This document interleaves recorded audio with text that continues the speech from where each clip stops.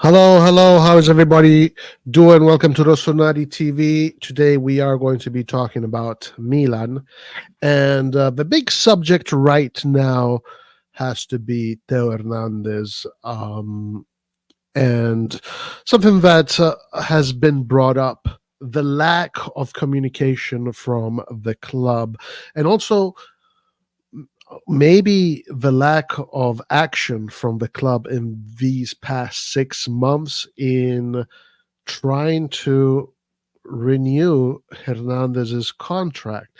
And it really makes me wonder.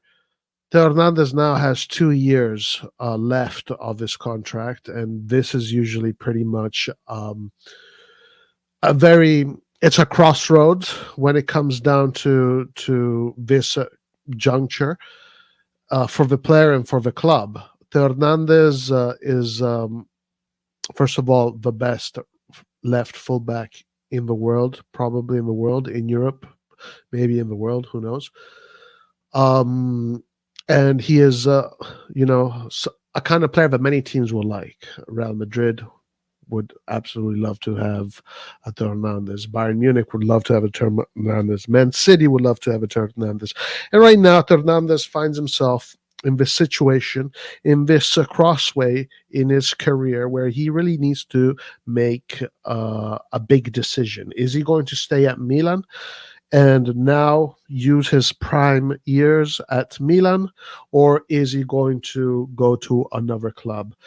And it really seems like this is what it's coming down to. It's coming down to this big decision that he will have to make. Maybe he already made it. Maybe Milan has already made it. But one thing that was brought up by Longoni was something that really piqued my attention. So it's the 2006 226 contract end date, and 2 years left. This is where you either sell the player and maximize profits now, 2 years before the contract is over, or this is where you renew the player, right? So Longoni brought up some very interesting points that do make me want to express opinions. And he said, if you look at our counterparts, the guys on the other side of town, the so-called ugly cousins, they also have two players that have contracts expiring in 2 years, and that's Barella and Lautaro Martinez. And it looks like they solved that pretty fast. First thing they did, it was, I mean, aside from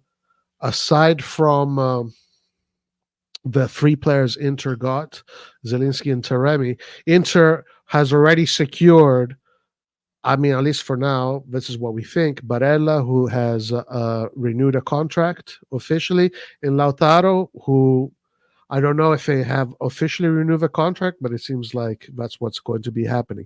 That's been the messaging there in their camp, and it is to secure the champions, right? You know, we look at our camp.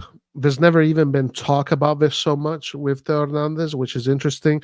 And there's not much talk about it right now, to the point where we have a Theo Hernandez who goes out and speaks in public as if, like anything is possible in the future.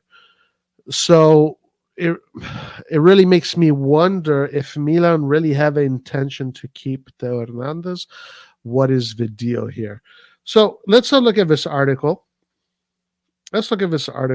And let's see what it says. It has this interesting diagram right here. First contract he had with Milan was 1.5. Then the second contract he got was a 4.5. Now, obviously, now at this age, at this stage in his career, the next contract has to be a big contract. It has to be a super contract because he deserves it, because he earned it, because he has established himself as what is regarded by the footballing community as maybe the best fullback on the planet right now, left fullback. I mean, if not all the footballing community, a lot of the footballing community. So obviously the next contract has to be a big contract, and you have to ask yourselves, what is he thinking? Is he thinking Okay, first of all, I'm going to ask for, a lot more money, obviously. I saw some reports that are suggesting he's asking for 8 million. But anyway, these are the kind of numbers that players of his caliber make in other clubs. So that is definitely something that he needs to think about. He is going to think about, and then it really comes down to, like, does he want to win the Champions League? And this is the question here that has to be asked to the Milanisti as well. Like, do you believe Milan is going to be a Champions League winning team? Do you believe it? Do you believe that this management is going to build a Champions League winning team? Now, the problem here is that this management doesn't even talk about the Champions League. They're not even talking about it. My concern here is that a player of Theo Hernandez caliber, and he's aware that he has this career only once. He can't. These are make or break decisions.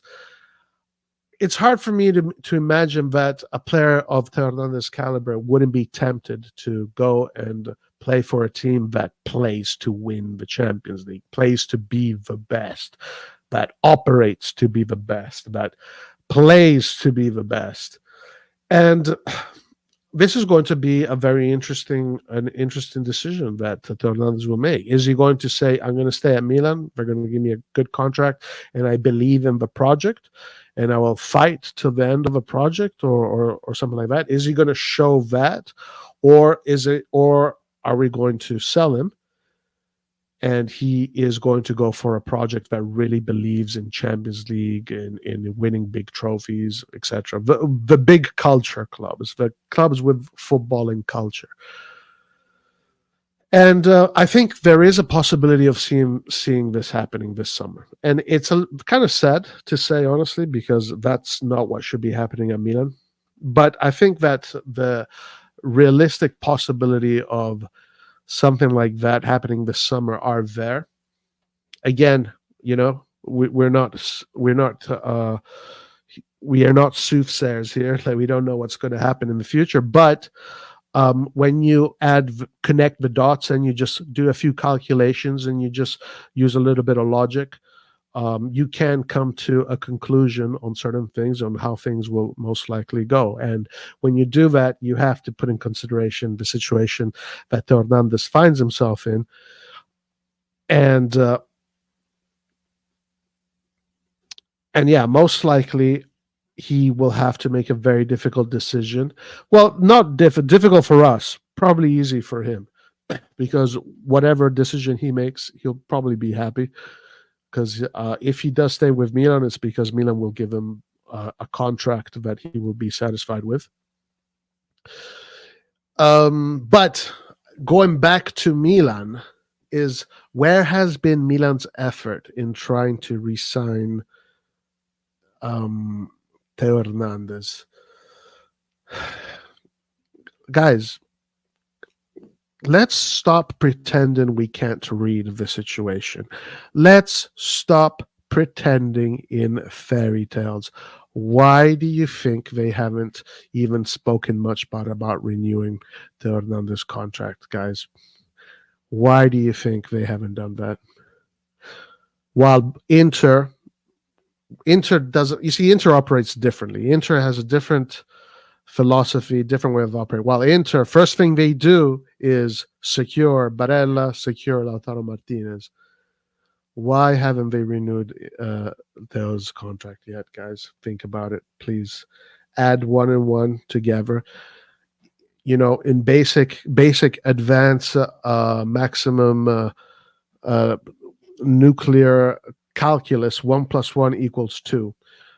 I think the reason why they haven't really been aggressive on renewing Theo Hernandez's offer is because of this diagram right here in the middle. He was paid 20 million. He's valued at 70 million. And you can even ask for a little bit more. You can ask for more. That's a 50 million profit. You're going to make 50 million out of this operation. The profit margins are good. Obviously, this doesn't count the salaries, but the profit margins are very good, and you can even get a little bit more. You can use that money for the market. The big question is there going to be a team that is going to put on the table a proper offer? Are we going to see a Real Madrid come in? Are we going to see a Bayern? It's one of these two teams, I believe. It's one of these two teams. But I definitely see Real Madrid, if they need to get Theo Hernandez, they have absolutely no problem. And if I'm Theo Hernandez, how do I say no to that? Right? How do I say no to that? So in order for me to be Theo Hernandez to say no to that, what Milan offers me or gives me in return needs to be more enticing than that. And guys, now here, maybe this is where a lot of us are going to get some dosages of reality checks. And this is where Milan is going to be depicted as a smaller club, and Real Madrid is going to be seen as a bigger club. Probably same thing as Bayern. And this is why selling your champions is not good, because the optics are not good. It just doesn't make your team look good. But it also does establish hierarchies, If Real Madrid is buying your best players, that establishes a hierarchy that we already know exists, but when it actually happens, it hurts to see. And I think these are the things that Milan shouldn't be doing. Milan shouldn't be operating this way. Milan should have already secured his contract. Milan should have promised this guy, we're going to build a team that is going to dominate the world, right? This is what competitors want to hear. Especially the upper echelon competitors, the ones that are top of the class, especially those guys. So, hold on. So I think Hernandez is going to have some very important decisions to make. Let's just go through this article, and then I'll come to chat, see what everybody thinks about this situation. Hernandez is on the radar of several big clubs, and after his words yesterday, the exit rumors have been fueled. According to a report, however, AC Milan has a very clear stance on the matter, as 100 million offer would be needed. Okay. 100 million? If you're Real Madrid and you put 100 million for Theo Hernandez, and you show the fans, this is our big summer signing, Mbappe, Theo Hernandez, and Endrick. Yeah, the fans are going to fucking love it. The fans are going to adore that. That's like, okay, that's you're bringing me diamonds. That's like you're spoiling me with diamonds. 100 million for Real Madrid for Theo Hernandez is a great investment by any team right now. So this is why they're not renewing his contract. The Frenchman has been a key player for Milan ever since his arrival, and he's also expected to be very important for his country this summer, as highlighted by today's edition of Gazzetta dello Sport. His words about the future of caught the Rossoneri off guard a bit. Milan set hefty price tag. I'm focused on the Euros. Whether or not I will stay at Milan, we will see later. There you go. There's uncertainty. This is why they have not signed the contract, and they don't want to do the contract. They want to wait and see. They want to wait and see if the big cash flow operation can be done this summer, and the man to do it, the man with the market, is Theo. Listen, I wanted to say something. If we sell Theo for loads of money, I am pretty positive that they're going to use that money in the market, because that's the purpose of selling these players. It's just the usual, I buy one. I buy two eggs, sell one with that money. I get more stock and buy more eggs, etc., etc. It's just basically basic business, basic marketing. But yeah, they can buy lots of good players with you can replace Theo Hernandez with interesting players out there. You have some good players out there that you can replace him with, and then you can bring in other good players. So it's not the end of the world if we sell Theo Hernandez, but it's just not a good look. It's just not a good look. That's what it is. But this time the RossonARI were the ones left disoriented only a short time though. As management, okay, only for a short time though, as the management has made it known that 100 million is needed to sell the star. So this is why it just bothers me that people still fucking live in the fairy tale land. Like it weirds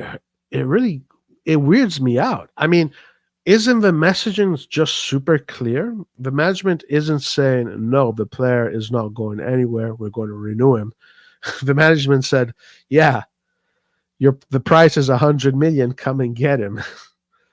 They're putting bait out. The player and the club are putting bait out together. They're actually working together to put the bait out.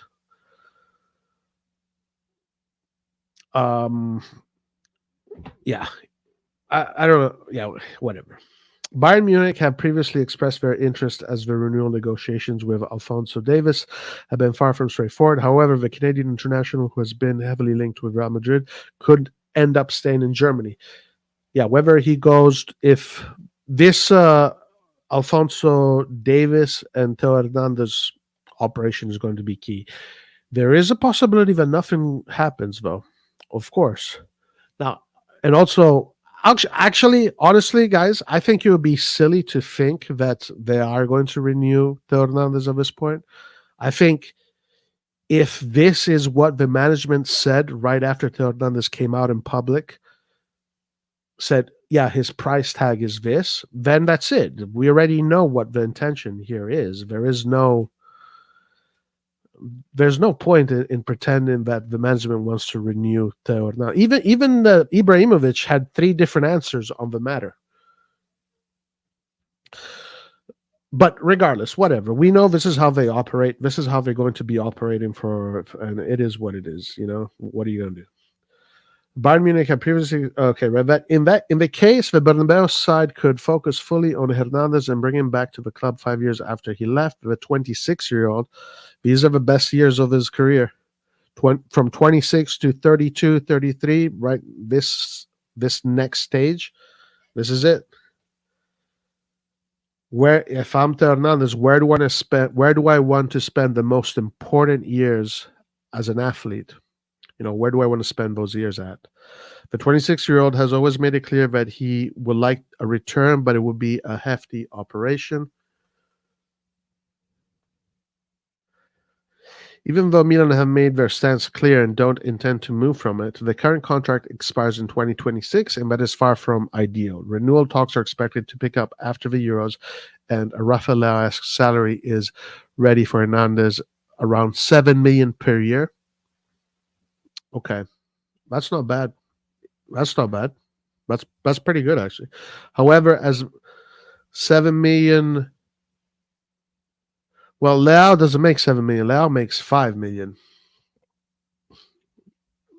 Is this 7 million gross or no? It can't be gross.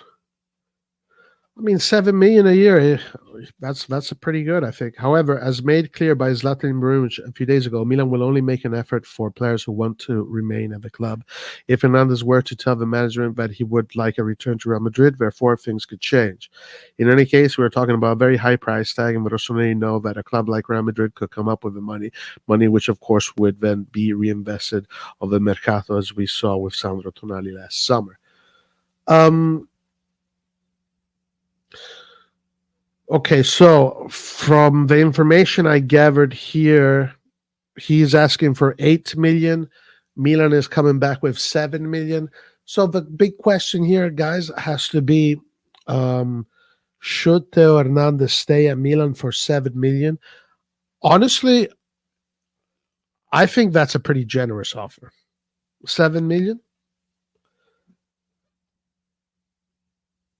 7 million for Theo Hernandez. The reason why that kind of gives me a little bit of excitement is because that means that if it is true that they're offering 7 million to Theo Hernandez, that means that they have to go up with the salary cap.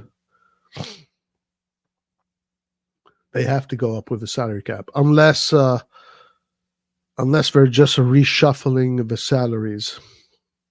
They still have a lot of players. These guys have all the players they got last year, the 11 players they got last year. The reason why they got so many players last year because it was the last year that foreign players were coming at a discount. So Milan still has a lot of players that fall in that growth decree contract. Some of them 4 years, 3 years, 5 years. So it is possible that they could find a way to reshuffle the wages and bring Theo up to 7 million, or bring the wage salary. If they bring the wage salary cap up, I mean, if they don't bring it up, then what are we even talking about? If they don't bring the wage salary cap up, guys, then we shouldn't even call this club a Milan anymore. We should just call it Sampdoria, guys. We should just call it Sassuolo. If they're really going to keep the wage salary cap at 86 million and think that that is what's going to be enough to win Champions League and to convince players like Theo Hernandez to stay there, like, guys, at this point we're talking fairy tales. At this point, we might as well just create a fantasy show. Narnia. We might as well go deep in the mountains of Narnia and talk about just mythology and fantasy and astrology and all this crap.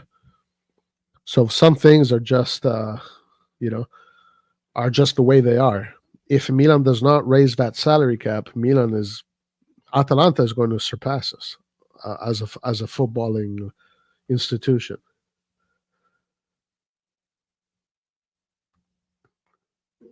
Can you imagine that? That would be crazy. Okay, so let's go to chat. Let's see what you guys think about the situation. Let's see what you guys think. What's up, Christian? Albania should, if they had lied to Majority, for sure they would have won, dude. 5-0, they would have won. They would have won 5-0. Red John has a big ass calf. Not as big as mine. Yo, what up? Subbing Lard to break some legs. Lard is not available. Maldini made Theo love Milan, but Milan betrayed Maldini and Theo wants that huge salary. Ciao Milanisti. Forza Moneyball. Forza top 4. That's right. If we sell Theo Mike, we're going backwards. Simple. If Real Madrid don't get Davis, they will go for Theo, and there's no way this... I don't see him saying no to that, unless we offer him...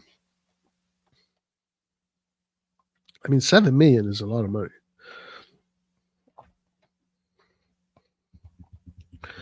I mean, maybe he thinks he deserves more. Real Madrid obviously would give him more. Every season Serie A has named Theo the best left back. He is, yeah. Theo already won the CL. Yeah, kind of. I mean, he was on the squad. I don't know how much he played. Maybe he did play a little bit. Europa League, that's right. Theo's a world-class player. He deserves a world-class salary to be a world-class team. Yes, you're right, Joel. You're 100% correct. Brahim probably like, I won a UCL and Theo be like this one.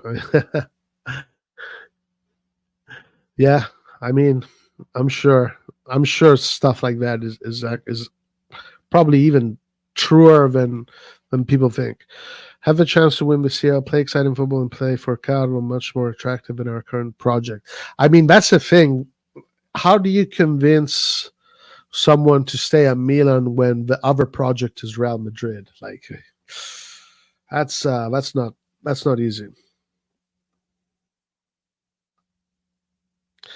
They're going too soft, push him out to be like he wanted to leave. Yeah, I kind of, the messaging almost seems like that. It almost seems like that, yeah.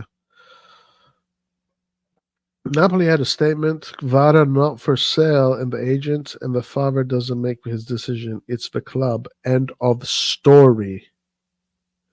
There you go. Now, I don't think Napoli is an example to follow at all. I think De Laurentiis has actually been awful. I honestly think De Laurentiis this year has been worse than what Jerry can be. So, but yeah, this interesting situation with Kvaratskhelia. The father said something very clever though, that he doesn't want his son playing for 4 coaches in one season. It's not good for him, not good for his development. He wants to bring him to a Champions League team. Now the father shouldn't be saying that in public. That's not how you do this.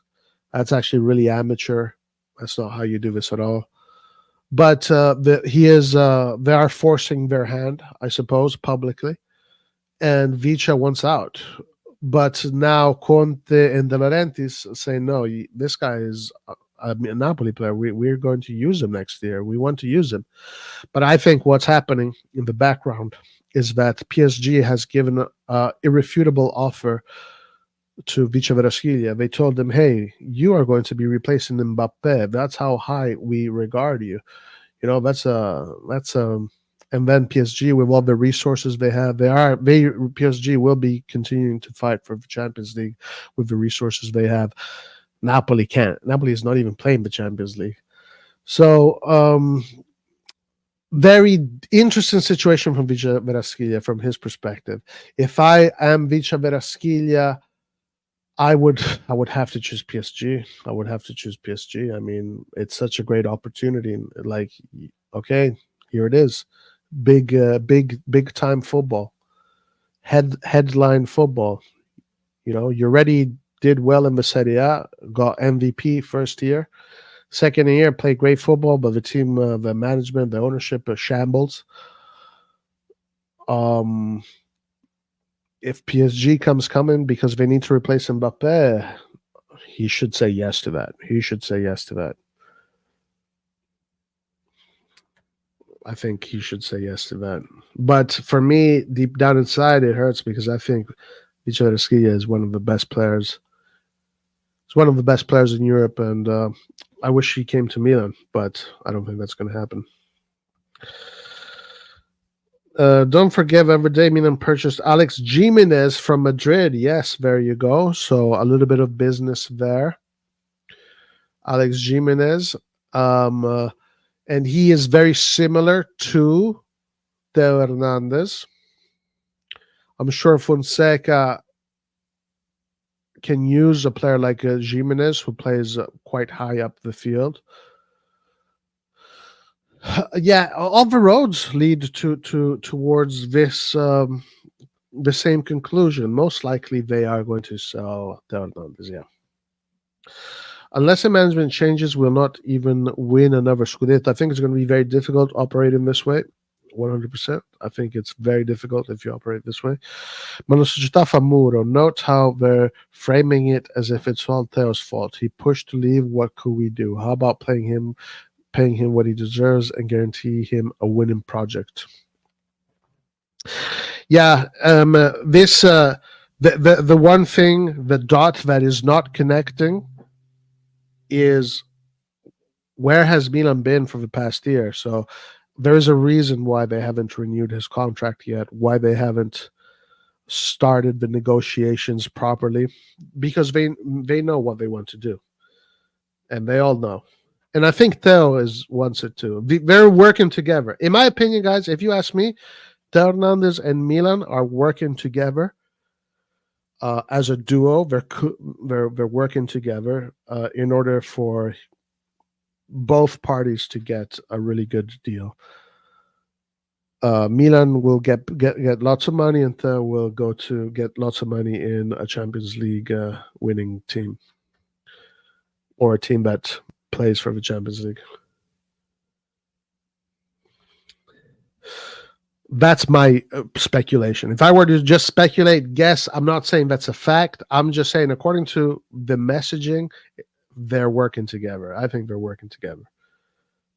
And they're just putting the bait out there. Milan's project is going to be survive the top 4 every year and develop young players. That's going to be Milan's project. Develop young players. If you buy player 20 million, sell him at 60. And that's the project. That's it. And if you can win trophies while doing that, if you can stumble on a trophy while doing that, we'll take it.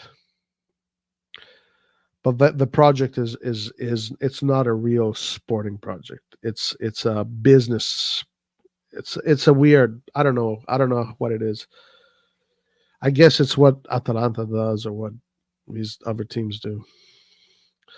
Where will he go? Real will not pay 100 million for a player they paid 20 million. Only PSG and City will compete. No, Real Madrid would pay 100 million for Theo Hernandez. I think they would. I think if Real Madrid do their presentations with Theo Hernandez, Mbappe, Hendrick, and whoever else in front of the new, I think the new Bernabeu is going to open too. I don't know if it's opening this summer. I don't know, maybe not. But whatever, like, I think we've seen them do these kind of operations, and for Theo Hernandez, he's the best in the world, and that's what you got to pay, you know. So I believe he would, but maybe you don't. That's fine. Theo made a mistake. He should have just said contract is in process, not wait and see, saying that. No, I don't think it's a mistake, Edison. I think everything is done very purposely. I think they're putting the bait out there, and they're trying to soften the blow also. I'm positive that he will stay next season for 7 million extension. I mean, 7 million is a lot, in my opinion. I mean, shit, I would say yes. Fuck. 7 million? 7 million is a big effort for me. He'd be the most paid player by far, if that's net. If it's 7 million net, that means that's gross. That's 12 million. That's almost 13 million. Because there's no growth decree this time, guys. Remember, Hernandez was on a growth decree contract. But now if he signs another contract, there is no growth decree. So there are no discounts with Theo Hernandez anymore. The growth decree is gone. No discounts on Theo Hernandez anymore.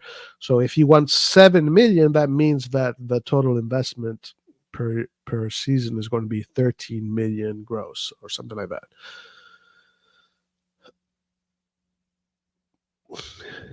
If it's 7 million gross, it can't be 7 million gross, because 7 million gross is 4 million. It's more or less 4 million.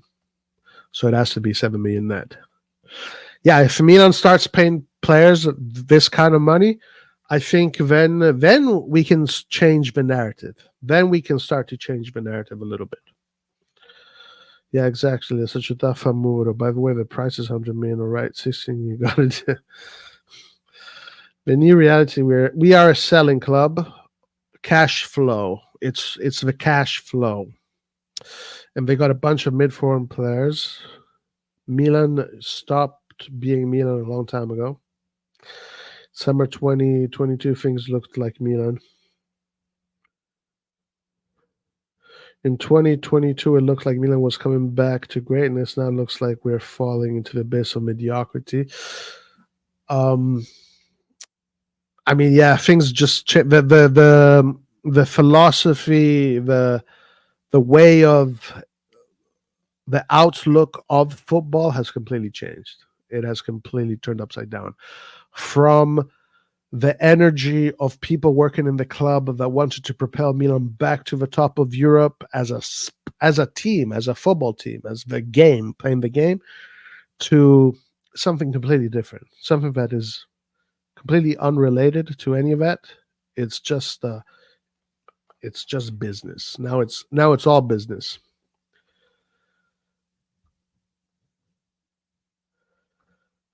And then they frame the fact that they will be reinvesting all money from sales as a merit, when in reality they will be perfectly capable of spending that same amount. Yeah, they don't need to sell. They don't need to sell, but if he doesn't sell, and provide cash flow. Okay, so this is another thing that we need to put in consideration. If Jerry does not sell and provide cash flow, he can't go to his economic forum seminar next year and say that is what he's doing. So in order for him to go to these economic forum seminars and say, yeah, one of the positive things about football and the market is the cash flow, the sale of players, etc. If he doesn't do it, then he can't use it as one of his strong talking points on why it's good to invest in Europe. So yeah, it has to happen. It has to happen one way or another this summer. The cash flow is going to come. Oh yeah, Jerry. I love Jerry. He's my guy. I love Jerry, dude. It's all good. I have no problem with it. I'm just adjusting to the new Milan. I'm just adjusting to how the new Milan works. I'm adjusting to it. We got to bodify. We got to bodify a little bit more.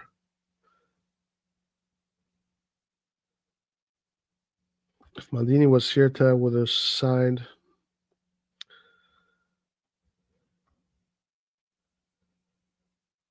ADL made Jerry look good this year. Yes, he did. ADL was a disaster. My God. Guys, listen. Hey, I would rather have Jerry than ADL. Okay? I would, and I mean that. I would rather have Jerry than ADL. Now, let's see if ADL has made any adjustments to his craziness from last year. With the new situation, he just needs to stay out of the way. Just has to let Conte do his work, and he has to stay out of the way. Maldini was a guy that brought Tellen when they met in Ibiza, always. Remember that? Yep. I'd extend him at all costs and give him that captain's armband. I'm assuming, now this is my assumption, that in order to renew Theo Hernandez, you have to offer him, obviously a really good contract, top tier contract, and you have to convince him that the team being built is a team that is being built to win the Serie A, to win the Champions League. That's it. The Coppa Italia, whatever. Oh no, the Donald Duck Cup. Nobody gives a shit. But at least those two tournaments.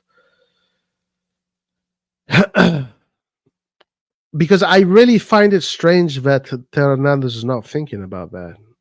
I find it strange that he's not thinking about that. Give it whatever salary wants and the captain's armor for life. It feels like they want to remove everything that was to do with Maldini. Yeah, slowly by little, it'll happen. Maldini wanted the club to return to greatness. He was just there to support whatever Jerry says and get. But yeah, of course, different roles, very different. Roy, since this guy will not come, who would you think we should get realistically? Good segue. Because this came out not too long ago. Let's see what it says.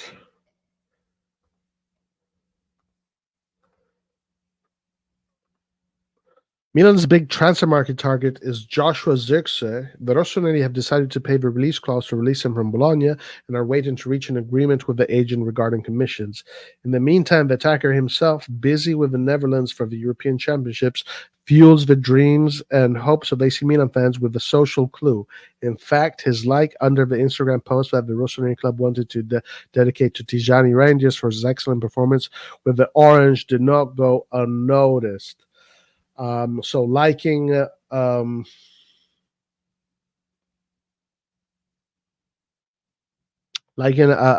club Instagram post is interesting. It's very interesting. I don't know. I don't know what you want to make out of that. What do we make out of that? Um,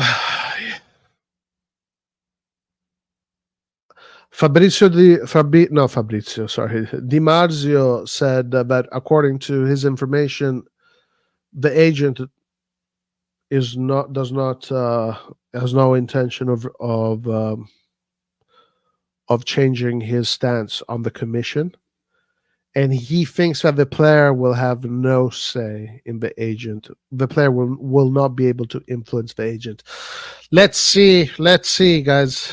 It's hard to tell, but this is another operation here that started off with promise, and now we're back to this insecurity.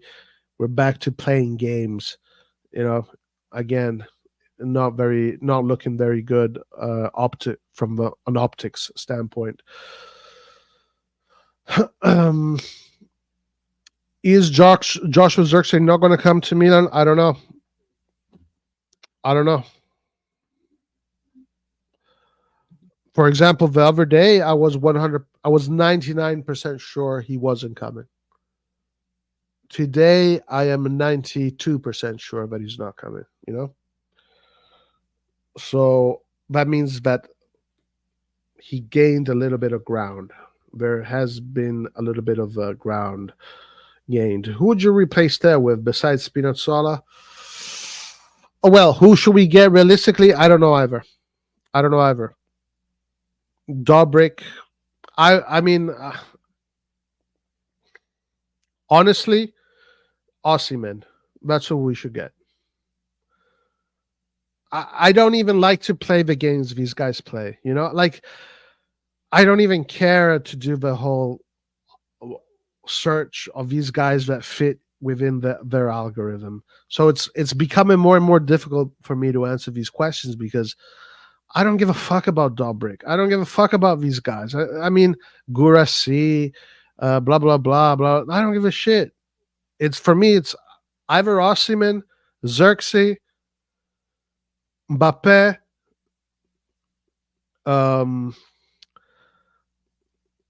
Scamacca, whatever, you know. Realistically speaking, I honestly do not know. I do not know. I honestly do not know. Who would you replace there with besides Spinazzola? Spinazzola. That's the only one I can think of. But there are other good ones. I mean, Udoge. I think Udoge. It depends on how much he costs and how much you make out of the operation. But you can get three players. You know, three good players with 100 million. I think Udoge. If you get Udoge, that's a lot of that is going to go on him. I think Tottenham is rating him really high. I'm too old to adjust to this new Milan. Yeah, yeah, and it's just like I don't even feel like it. Roy, the fuck you mean adjusting? You're the last frontier. You can't. Oh no! I'm bodifying, bodifying. Udoji would be perfect replacement when he's softened up now. Roy, Italy looked like a good unit. And where's Laird? Is he still hiding? Plus, I told you lads, Jerry's no good. Leo and Thera are gonna mark. Leo and Thera gone. Mark my words. Laird is not available, but yeah, Italy looked good.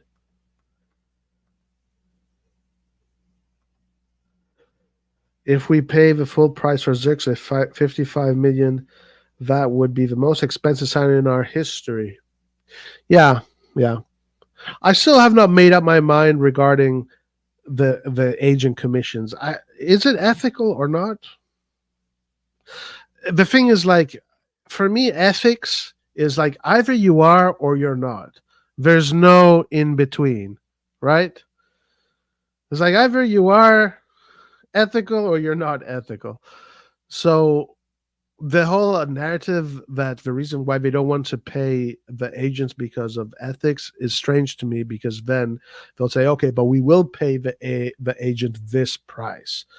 So it's really not about ethics. It's just about saving the money. I don't understand why this ethical discussion has even been created, because there's so either when it comes to ethics, usually there's it's either one or the other. It's either black or white. There's no gray. I mean, I assume maybe not, maybe not. Screw these algorithms. We like to think big here. We agree. What about Wi-Fi? You like him? The Feyenoord CDM. Don't know much about him. Don't know much about him.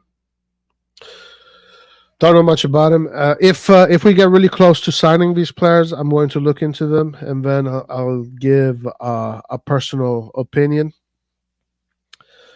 But for me, Zirkzee would be a great signing.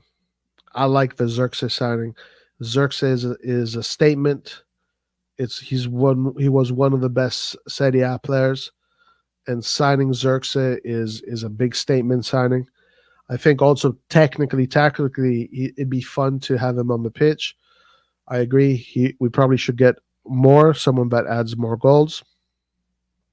But that's a good signing. These other guys, I think they're more or less in the same category. But the real difference with Zirkzee is that he's a Serie A player. And getting a Serie A proven player is something that we have not done. When was last time we did that, actually? When was last time we bought a Serie A proven player at Milan? When was last time we did that? Like, we actually bought a Serie A proven player.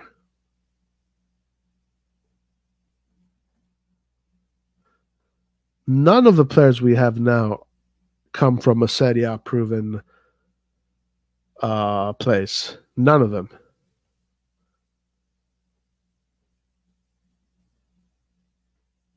Yeah, I can't think of any. I cannot think of any. And I think once you start Ibrahimovic, there you go. And maybe Kjaer and Ibrahimovic. That's right, correct. Kjaer and Ibrahimovic. Kjaer, I thought he did really good at Palermo, and he knew the Serie A already. Yeah, and those and Jesus, oh my God, and those turned out to be two of the most key signings that we're able to turn our fortunes. Serie A proven players. There is just this.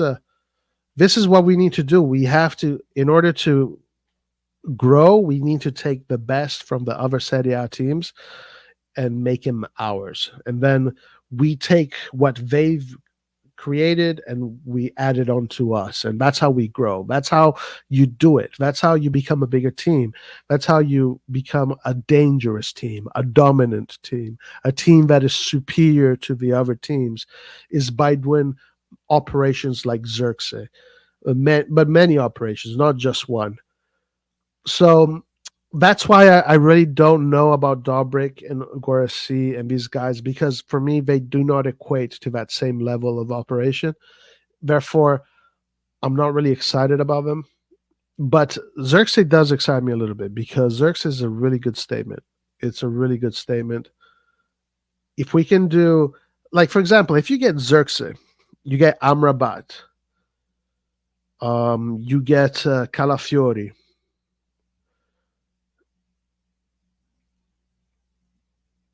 That's already not bad, right? Calafiori, Amrabat, Zirkzee. These are good. And then you have to start building the Italian core. The thing about building the Italian core, it's hard, because you have to start with the next generation, because the current generation has all been taken. So you have to start with the next generation. So you have to go with Casadei. You have to go with these guys, Fabian.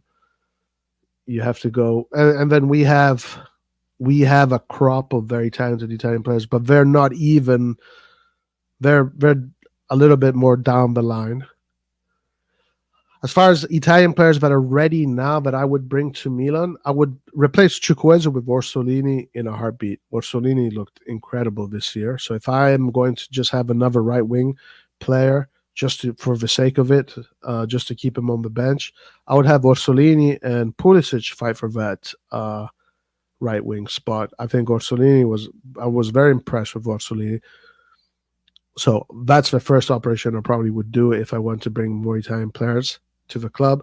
I'll try and get Calafiori since he's still on the market. I mean, Juventus looks like they want to get him, but so you have to kind of have to get you have to get on it. But then all the other ones, who's there? Cristante. I mean, I think he's good. He brings physicality, but I don't know if he's worth. Maybe he is. Maybe he's not. The upper echelon ones are Barella, Jorginho. These guys, Pellegrini, the guys that we saw in the national team. Those midfielders, they're all taken. We should get Pellegrini. If we can convince Pellegrini to join us, that'd be great.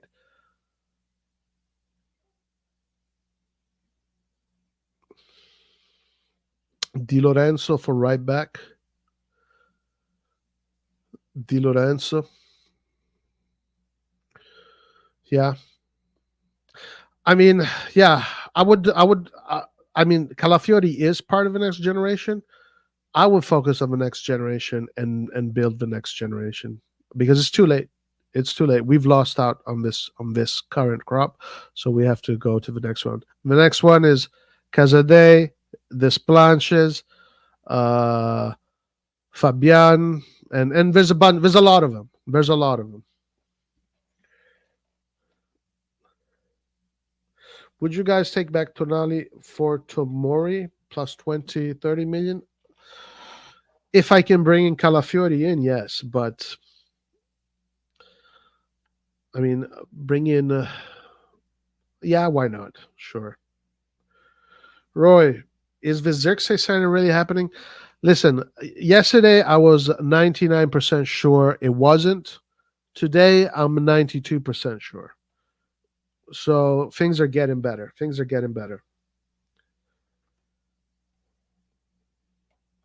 I'm not seeing, another thing that I'm not seeing other teams come in. Other teams coming in for Zirkzee.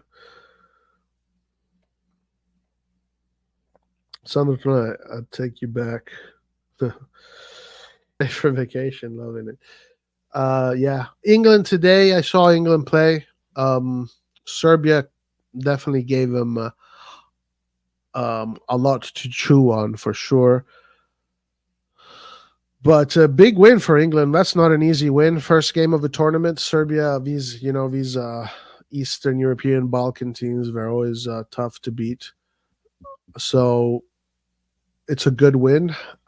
I think if I'm an English fan, the best take out of it is that there's still a lot of room to grow. There's still a lot of room to grow into the tournament from what I saw, which is a good thing, right? So they haven't peaked, and there's still a lot more that they can do.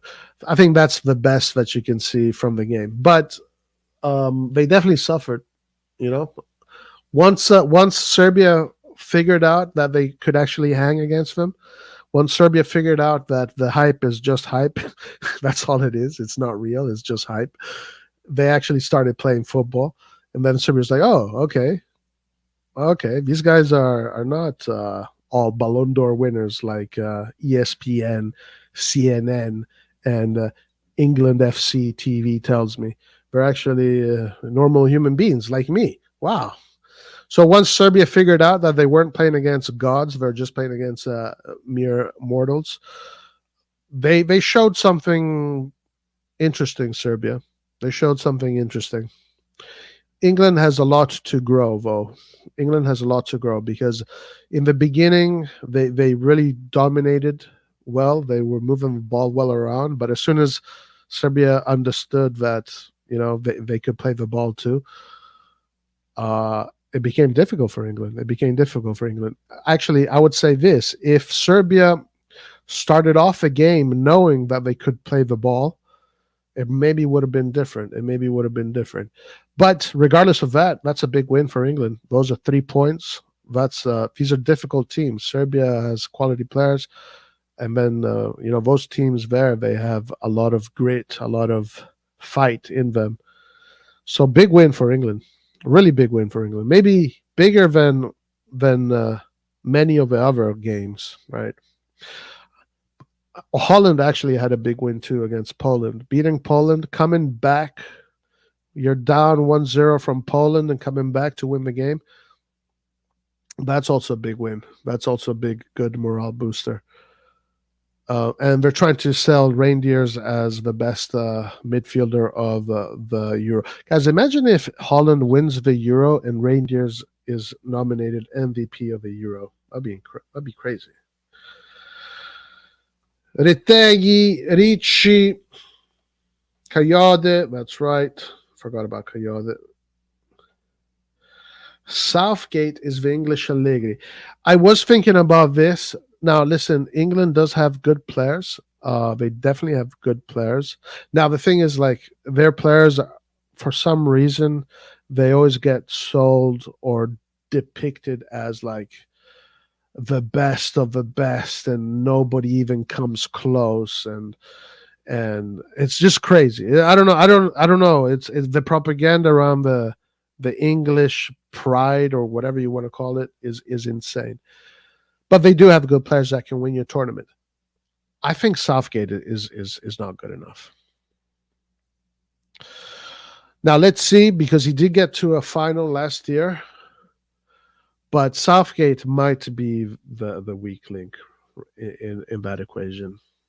And also is just something that is deeper than that. The fact that the EPL has never been won by an English coach, the fact that an English coach has never won the English national championship, says something about the class of coaches that England produces. And it seems like there's a huge disparity between the class of players England produce and the class of coaches England produce. And coaches, you need good coaches. So I really wonder if Southgate can pull it off. Roy, would you take Depay at Milan? He is a free agent this summer. Yes, yeah. I think Depay could be a good player to come to Milan. Yeah. Why not? He brings quality. He's the kind of signing Inter would do. Yeah, he brings quality. He brings grit. He's got a little bit of a fighter in him. He's, I think, still Holland's maybe best player. I don't know if that has changed, but he was for a while. By the way, I saw how many midfielders Holland is missing. Boy, they're missing a lot of midfielders.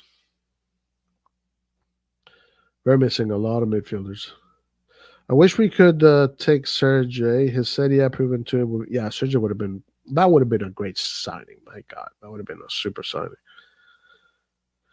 Instead of getting Rangers and Musa, we should have gotten, instead of getting Musa and Chukwueze, or Reindeers and Chukwueze, we could have gotten, for that amount of money, we could have gotten, and for that amount and for those also the wages together, we could have gotten Milinkovic-Savic, and all of a sudden, now your team is a little bit more serious.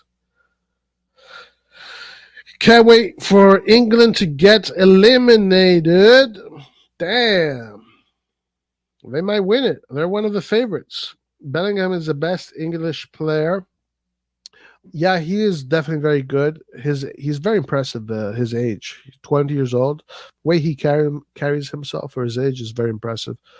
I hear him talk. What has impressed me the most about him, actually, is his interviews and how he talks, how he carries himself.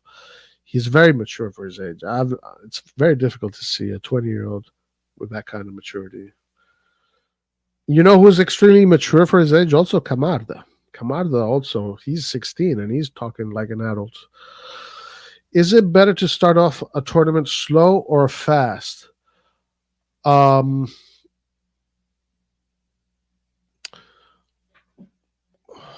don't think it changes much. I don't think it changes much. I think that is not one of the key factors. The key factors are different because you can start fast and you can win slow. I've seen. I mean, that can happen. I think I've seen that happen, and I've seen you. I think we've seen everything happen. Start slow, then go fast and win. Start fast and win, going slow. Everything in between. I think it really comes down to who has the better team strategy, chemistry. Obviously, players.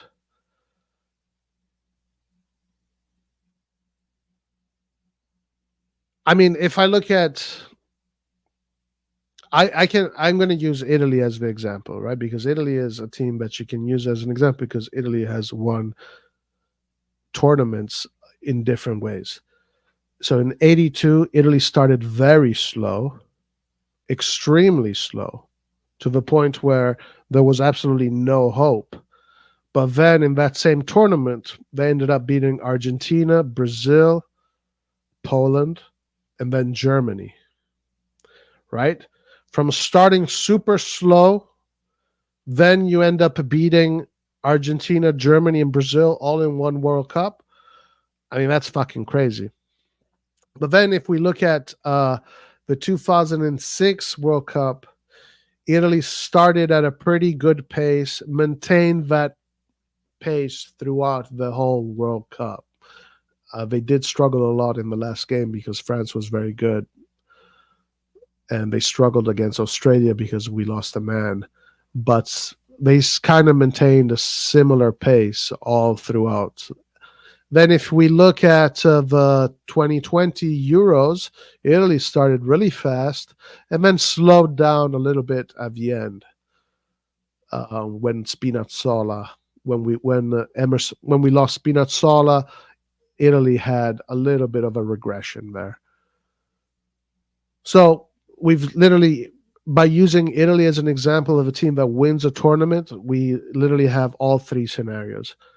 Being steady all the way through, starting slow, going fast, starting fast, and then slowing down. I'm sure it's similar to all the other countries that have won multiple times. I'm sure it's pretty similar if we look at all the other countries. I just don't know because I don't keep track. But I'm sure if you look at all the times Germany has won a World Cup and you analyze it, it's probably different every World Cup. I don't think that's a factor in what makes you win a World Cup. Deepa or a Euro. Depay wasted so many chances. Yeah, and he was wearing a tennis headband. Are you going to watch Copa? When does it start? Does it start today? I'm very curious about the Copa America. Yes, I will watch the Copa America as much as I can. Also because I think the times are a little bit more favorable.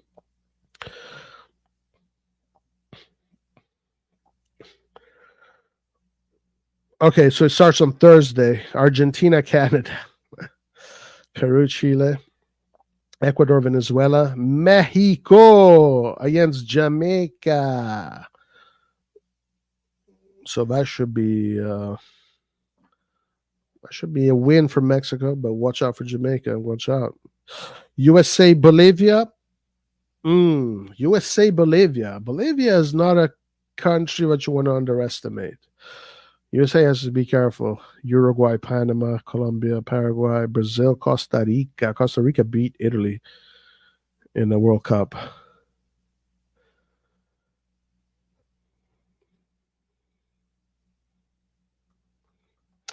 Brother, the reindeer disrespect is sick. The management just fucked up and got RLC and Moose instead of two CDMs.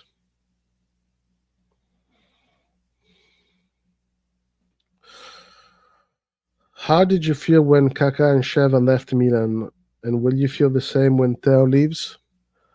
No, I will not feel the same. When Kaká and Sheva left, that felt like the end of Berlusconi's era. It was like, okay, his reign is over. His power is over. It's like we had this beautiful ride. It was incredible. 20 years. It was a roller coaster. 25 years or whatever, however long it was.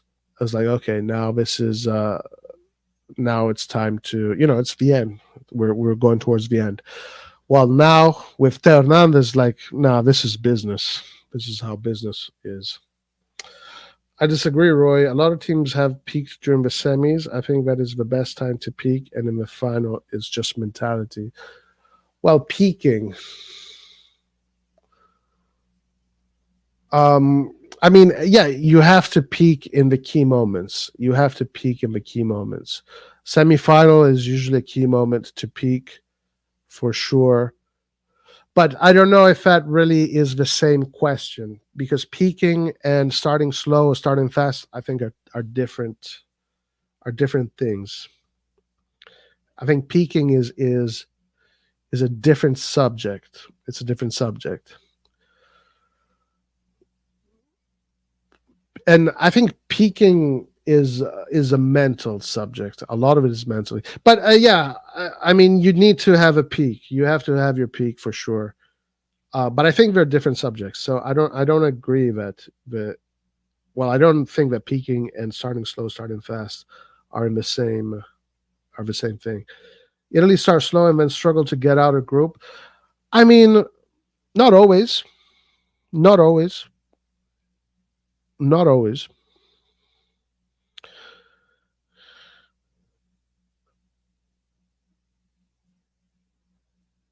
Recently, yeah, not always. Last two World Cups didn't advance from the group. Yeah, even the last four World Cups, Italy didn't advance in the groups. Ronaldinho said he's not watching Brazil anymore. That's fucking outrageous. That's outrageous. That's fucking outrageous. I mean, that's how bad. That's how much Brazil disrespects the U.S. The fact that the U.S. tied it to Brazil, Ronaldinho said, I'm not watching football anymore. I'm not watching Brazil anymore. That's how much they think of the U.S. national team. I think the U.S. national team fans should feel offended by this. Copa America starts June 20th. Mexico are cooked. Right now, honestly, I don't think I've been less enthusiastic for the national team. Okay, I don't know what's going on. Thoughts on Ronaldinho comments on the current Brazil team? He basically called the team rubbish for drawing. Yeah, I think it's more of a diss to the USA than to Brazil, honestly. It also played much harder opponents Euro 2020 after Italy also played much harder opponents in the Euro. Well, usually that's what happens. You play harder opponents after you go out of the group stages. But I think there was a big difference when Spinazzola coming out of the team. Definitely different. It was very different because Emerson and Spinazzola are very different kind of players. So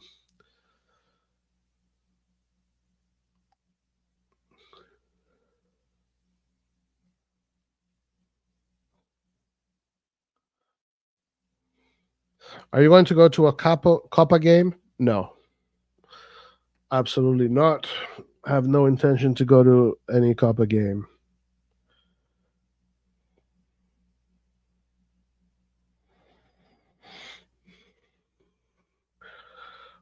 So, Roy, what if Jerry can't pay back Elliott, Verlone? They take back.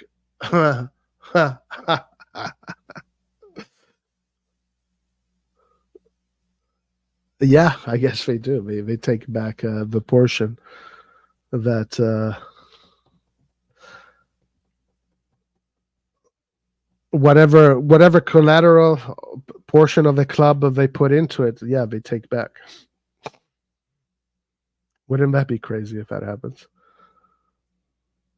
That'll be insane.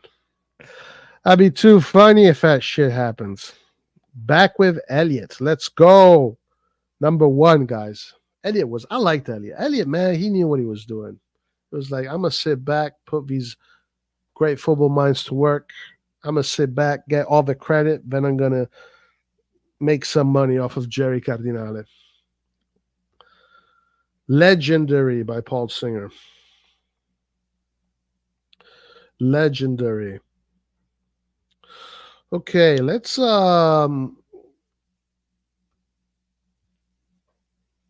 just look at a few more things here that could be interesting. But today the big subject is Theo Hernandez. What's going to happen with Theo Hernandez? Is he going to stay? Is he going to go? Is this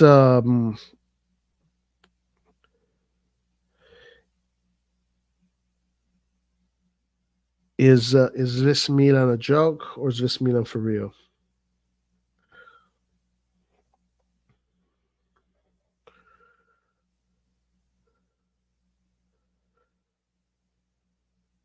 Okay, so here, this was the article.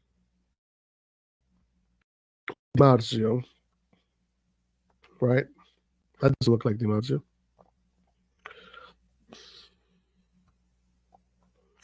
I find the term here. In an interview with Milan News, Lombardia director Fabio Ravezzani stated that Milan must look at the high commission request in a different way. Either they pay the price or move on to another target, knowing that 50, 50, and 55 million is needed to sign Zirkzee. I find that the term charity used by Ibrahimovic to describe the commission is incorrect. I don't agree with this reasoning. Milan must decide whether to sign Zirkzee knowing he costs 55 million.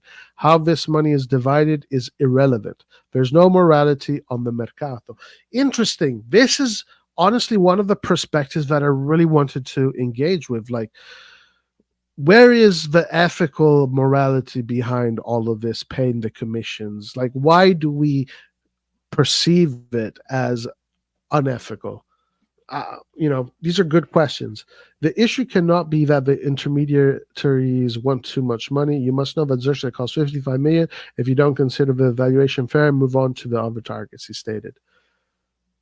So basically, he's saying, look, the price is 55 million. It's not 40 plus 15 to the agent. The price is 55 million. That's how much he costs.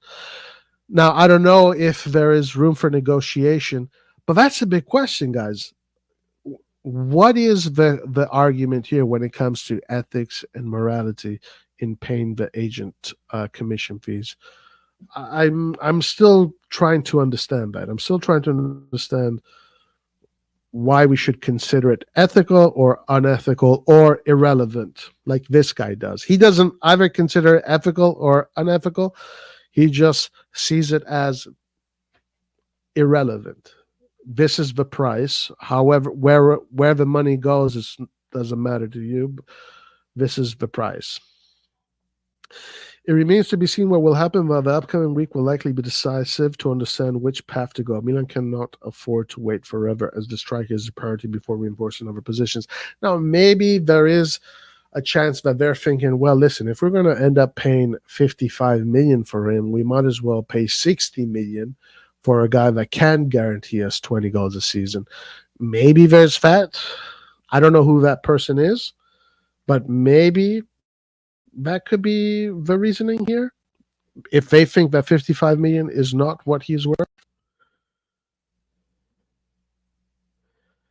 Paul Singer had been planning this all wrong. I'm not worried if you have 3 stars. If Jerry sells them, there won't be any other stars to sell. So what then? No, I mean, he will find players to sell. There's always going to be a player that you can sell. There's always going to be players. Like probably Reindeers, because he's very technical with the ball. I'm sure he can scam some team to get Reindeers. I'm pretty sure he can scam any team to get Reindeers. Musa also probably if Musa starts to have a good few seasons, I think he can get sold, make a lot of money off of Musa. Chukwueze also, if he has a good season next year and all of a sudden he's on the market, bada bing, bada boom, see ya. Yeah.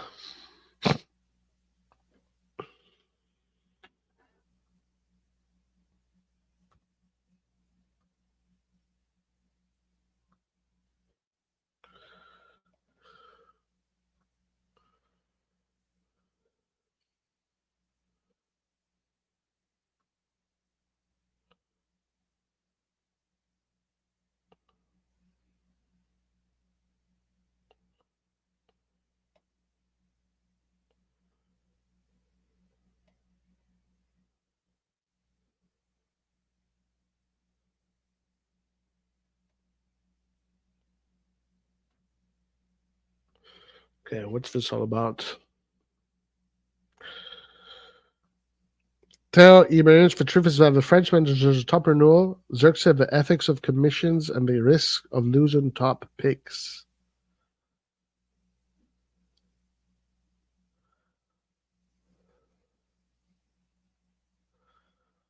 By the way, guys, I'm like, when you read the comments of the people in Italy, they're not good. It's becoming less and less people that you see writing, hey, no, let's go, Jerry. He's going to bring us to. No, unfortunately, now the more time goes forward, the more the veil is getting thinner and thinner. Um, people are starting to slowly really recognize that the way Milan is being run is not how a lot of these people are used to seeing Milan being run or think Milan should be run. And these comments are getting nasty, man. I'm seeing nasty comments all over the place. There's always the odd guys, odd optimists. They always exist, and that's fine. That's good. No problem.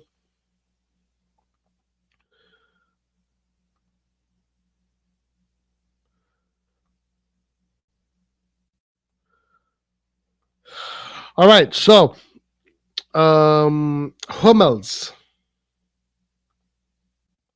What about Matt Hummels? Not playing the Euro. Milan said no, thank you. Matt Hummels has been offered to AC Milan Roma ahead of the 24-25 season, set to leave Borussia Dortmund on a free transfer. At the end of the month, however, according to a report, the RossonARI are not interested. RossonARI are not interested in Matt Hummels. Honestly, I don't trust the Fonseca with Matt Hummels, but that's me. That's probably a really bad take. I think my take on Matt Hummels, saying that I wouldn't bring him to Milan, is a really bad take. It's a really bad take.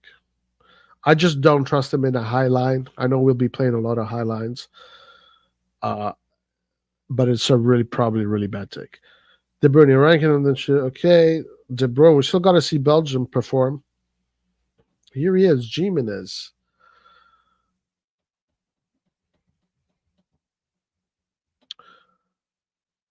Oh, fuck this. Madrid has a buyback clause that gets activated in the summer of 25 and the summer of 26.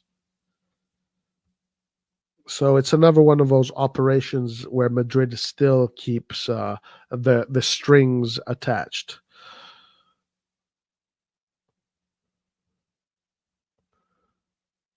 Candela says it'll be a shame to see Hernandez leave the Serie A. Hmm.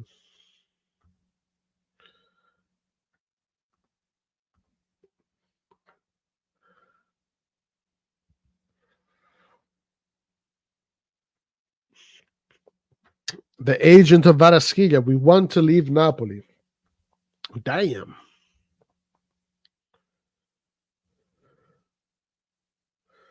A lot of Vicha Varasquilla news.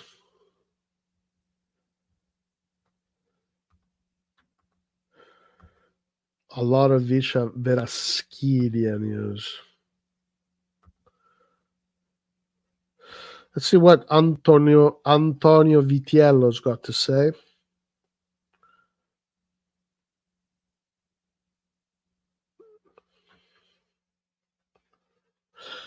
Okay, so he's just a repeat. He just has the quote here. I'm 100% focused on the European Championship. This is Theo Hernandez. We'll see later whether or not I'll stay at Milano. Wow, damn. A return to Spain. At the moment, I'm not thinking about it yet. I improved on the defensive aspect. When I arrived at Milan, I wasn't very focused on that. Damn. Jovic is staying. That is true. 100 million bid rejected. Guys, this summer might be pretty devastating for the Serie A, but it does open the doors for new players to come out, and let's see who they are. But we might be losing Theo Hernandez and Vicha Kvaratskhelia, two of the best players in Europe, out of the Serie A.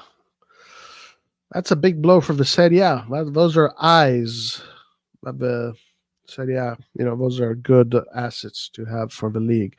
See, if I'm Jerry, I'm thinking about trying to keep Theo Hernandez. What the fuck? Excuse me. Hold on. Hold the fucking phone, guys. Hold the phone.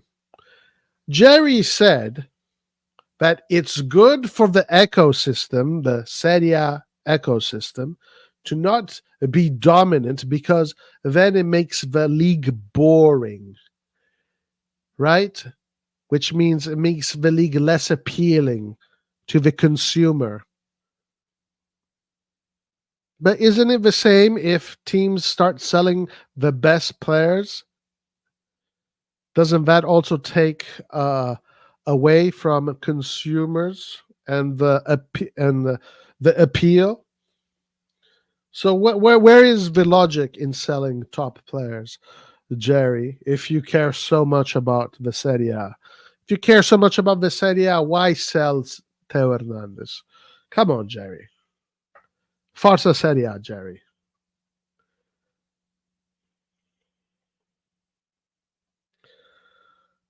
On stadium news, Milan chased homeless and drug dealers away from new stadium site. That's funny. 100 million bid rejected from Kvara. Damn. 100 million G's? Wow. Napoli is doing good if they're rejecting that kind of money. Okay. That's De Kettler. He's gone. So De Kettler, the operation, 22 million.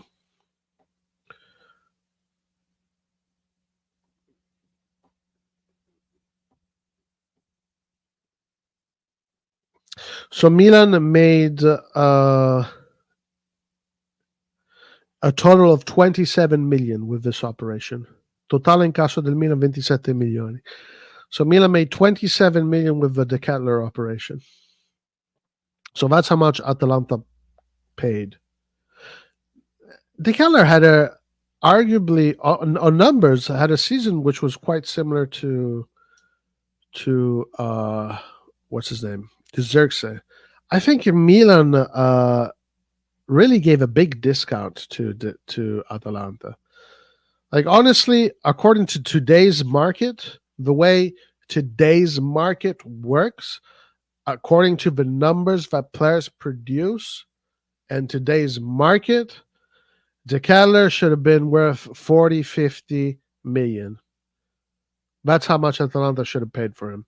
40, 50, etc. Instead, they were able to pay him 27 million.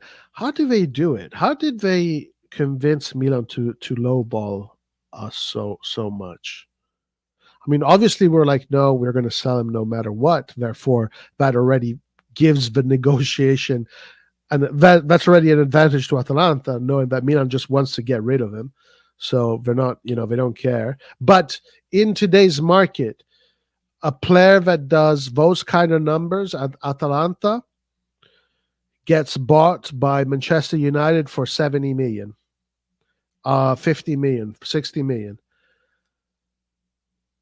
So I wonder why we. Well, again, why do I keep on saying that? I know why we let go of him, because we just wanted to let go of him. But this is a stupid operation, because Atalanta is going to sell him for 60, 70 million to an EPL team, and they're going to make a shitload of money off of him. Dude, why the fuck are we being run by these guys? I give up. I'm done. I can't do this shit anymore. Let me just be positive here. Let me just be positive. All right. Let's move away from. Let's go to Fabrizio Romano, my boy, Romano Fabrizio, the number one. Chelsea reached verbal agreement to sign Brazilian gem William Estevao. Here we go.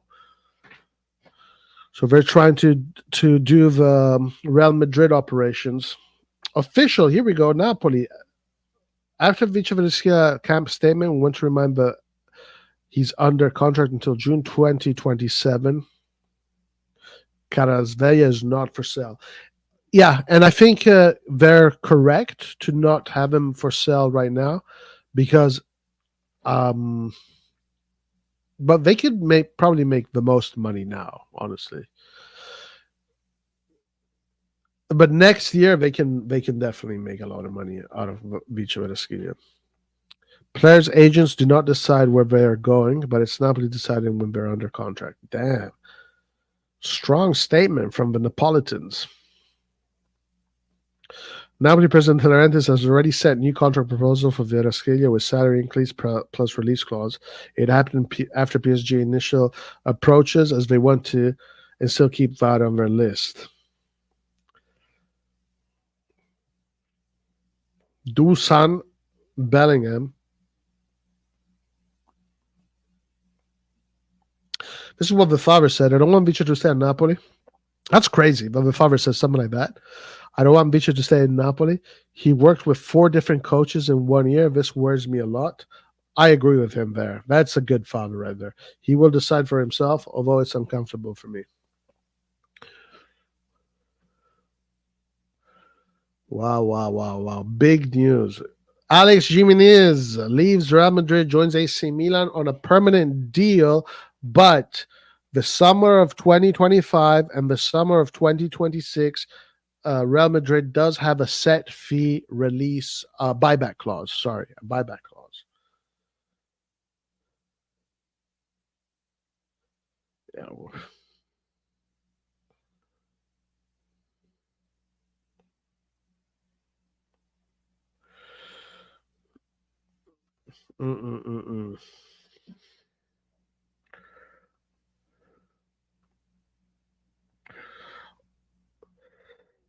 Cannot believe they gave a discount on CDK.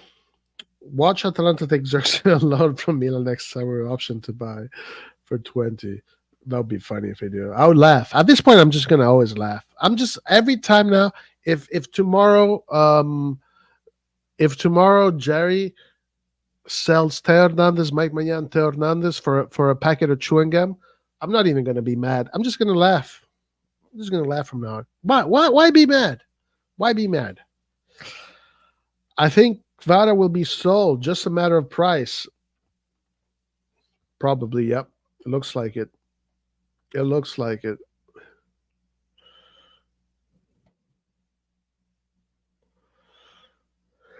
It looks like it.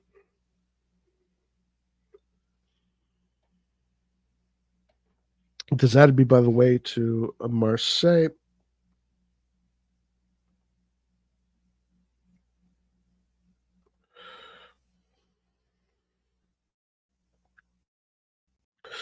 What's this? What craziness is this? Club Fonseca's league, Lille, are the League One side that recorded the most clean sheets in 23-24. They also scored the second most goals, 86, only less than PSG, 124, across all competitions. Fonseca must rely on his defensive strengths and Milan's attacking flair. Wow.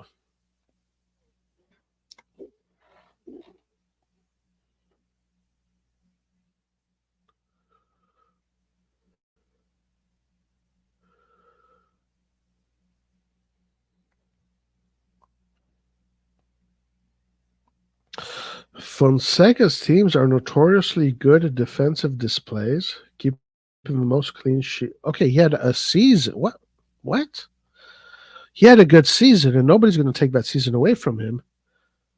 But to say Fonseca's teams are notoriously good defensive, first of all, that's not even good English. Who wrote this? Who wrote this?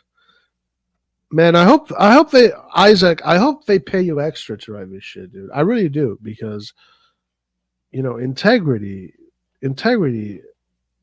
has a price. It must have a price. Fonseca's teams are notoriously good at defensive displays. First of all, what kind of English is that? Fonseca's teams are notoriously good at defensive displays, right? Or am I wrong? Notoriously good. Fonseca's teams are notoriously good defense. Whatever. Keeping the most clean sheets, 22 among League One teams, all comps this past season. Seeing as Milan were leaking at the back, the affirmation is something the manager must replicate at Milanello. Okay, first of all, take out that notoriously word.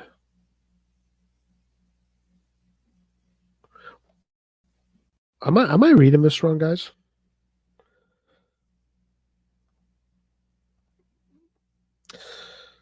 In order for Fonseca to replicate that, he's going to need really good players. So we'll see what we get. Liga and Serie A are two different things, okay? Two different things. But offensively, he should be fine. I think he's going to score a lot of goals. I think, actually, I'll give you this. And I know that this is going to happen because it's what happened this season. We're going to have game days where I'm going to get a lot of haters on the chat, because they're going to come here and they're going to act as if Fonseca is the greatest coach that has ever lived. This Milan here is the best ever, etc. Because there are going to be some very good, exciting games that he's going to win. Like, when he's going to beat Salernitana, and then you're going to have all that group of Milan fans come in here saying that this guy is the best player in the world, Fonseca is a genius, blah, blah, blah. Then when we're going to beat Lecce 4-2, we're going to get these guys coming here telling us. So I'm expecting that kind of shit to happen, because I'm expecting some really good games, a lot of high-scoring games, against the smaller clubs especially. Against the smaller clubs, I think we will do pretty well. I think games will end like 4-3, 4-2, 3-1, 3-2. There's going to be a lot of high scoring ties, 2-2, 3-3, 6-6. It's going to be a lot of that. But every time we're going to beat Salernitana 4-1, or when we beat Monza 4-3, or when we beat Udinese, we're not going to beat Udinese actually. When we beat Empoli 5-4, I'm gonna all the guys are gonna come to this chat. Roy, you said these guys sucked. Well, fuck you, blah blah blah. They're the best. Let's go, Redbird. Fuck Maldini. Maldini can't do this, blah blah blah. So we're gonna see a lot of that this summer with Fonseca, because he plays some good football.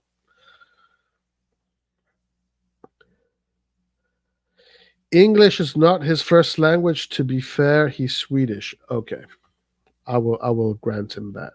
English is not my first language either, too, but I'll grant him that. Okay, Milan I.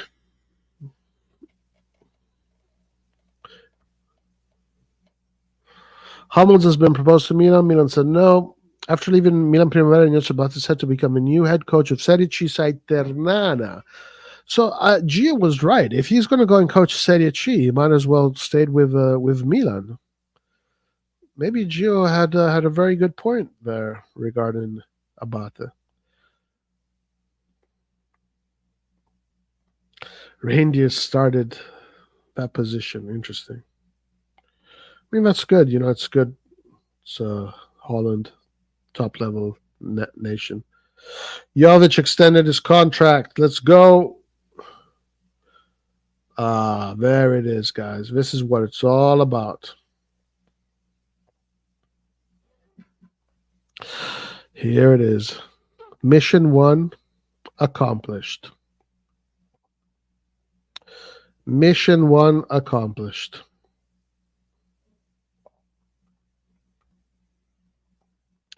This is what it's all about. Freedom. Freedom, baby.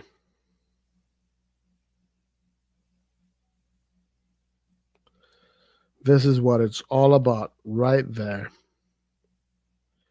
Freedom, players. All right. So, anyway, interesting topics today. The Theo Hernandez topic is very interesting, and yeah, when you connect the dots, things are not looking too good. Uh, but maybe we're wrong. Maybe I'm wrong. Maybe things are going to be okay, and they're going to sign Theo Hernandez. But if you really look at the messaging of the club, the messaging of the player, and the fact that the club has not really initiated a strong effort to renew him, pretty much says that they're waiting for an offer. Right now, both Theo Hernandez and Milan are waiting for an offer. I will find it very strange if they will renew Theo Hernandez this summer. If they renew Theo Hernandez this summer, I'll be extremely surprised. Extremely surprised. It seems like they are waiting for that big offer, and that offer, when it comes, they will love it. They will love it. And once he accepts that offer, Mr. Jerry can go to his economic forum seminars and talk about cash flow in football and how important it is to have cash flow while operating a business as fluid and dynamic as the football business of buying and selling players. Cash flow is one of the primary commodities. And how do you procure cash flow? Buy low, sell high, baby. Buy low, sell high. We love, man, incredible, incredible stuff. Incredible stuff.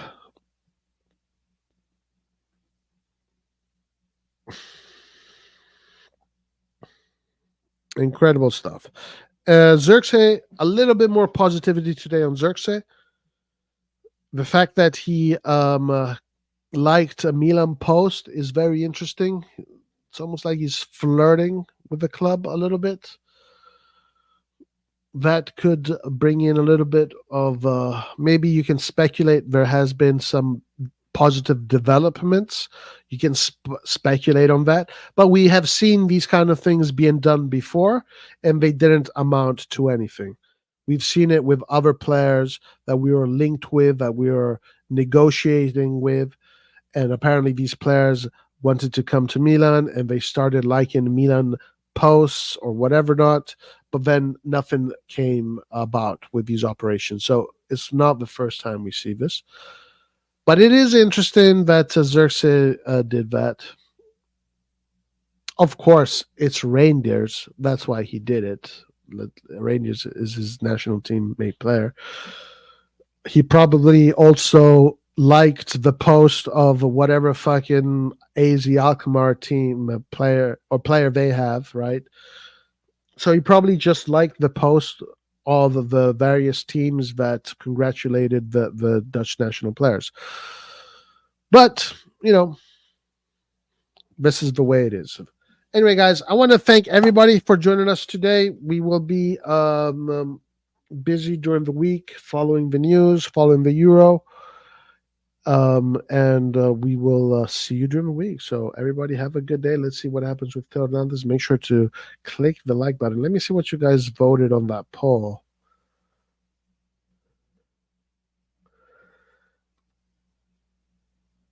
Theo, 55% say he's leaving. 35% say he's staying. 5% say Jerry's my daddy. And 5% says algorithms YOLO. You only live once. So 55% of you think he's leaving. Let's see what happens, guys. Other than that, guys, we'll see you till next time. Peace out. Forza Milan. Ciao.